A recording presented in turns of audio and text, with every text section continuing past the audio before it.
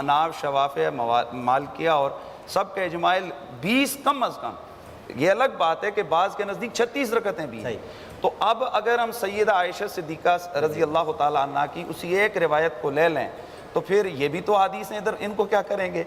تو پھر اس کا مطلب وہ طریقہ صحیح نکالا ہے پی ایف میوزیم والوں نے، 8 والے ادھر جائیں اور بات ڈاکٹر صحیح.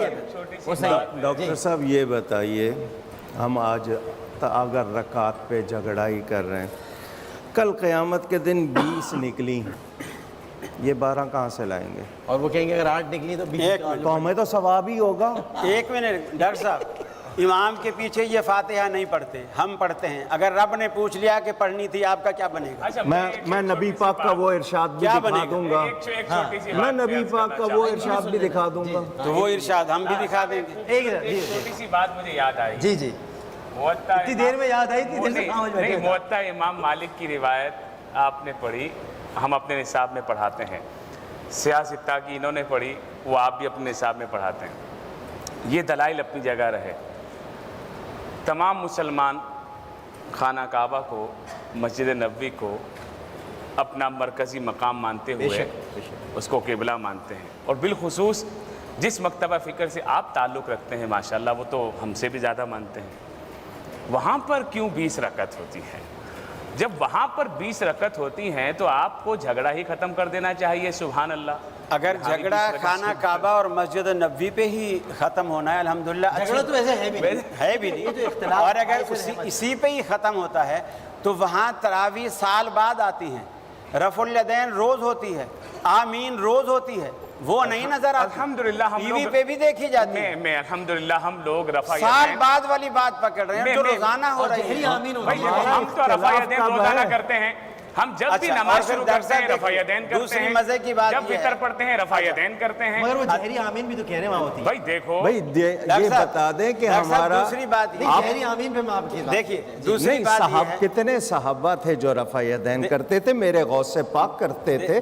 ہمارا اختلاف رفع یدین پر نہیں ہے. غوث پاک تو حملی تھے نا. نہیں، ہمارا اختلاف رفع یدین.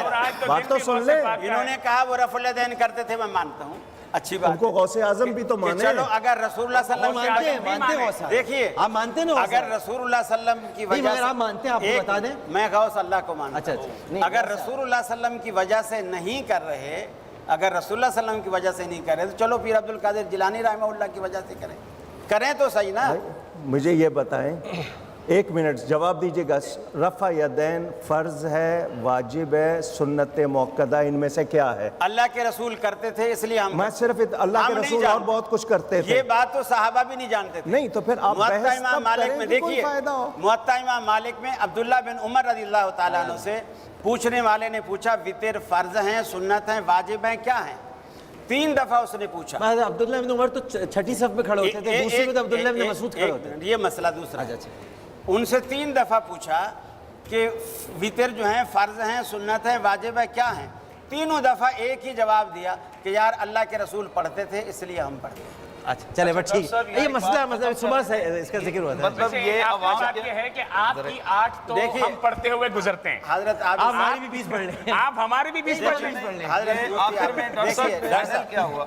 بیت اللہ. اچھا وہ تو پڑھتے ہی نہیں نا، انہوں نے کہا میں خام ہو جاتا ہوں. دیکھیے